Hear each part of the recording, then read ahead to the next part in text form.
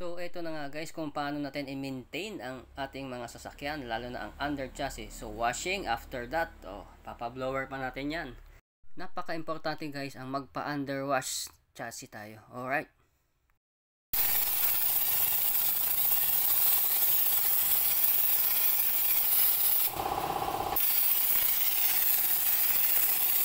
Ayun guys, after ng pina-underwashing natin at apply blower, so yung natuyo na, ito ang pinaka-final maintenance natin, ang pina-undercoating natin para sa ating pang-ilalim na parte.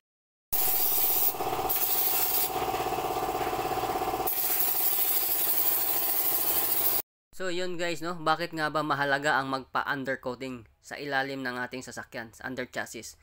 So dahil para maiwasang mga lawang ang mga chassis natin at maging matibay pa siya. Mas tatagal siyang gamitin. Okay?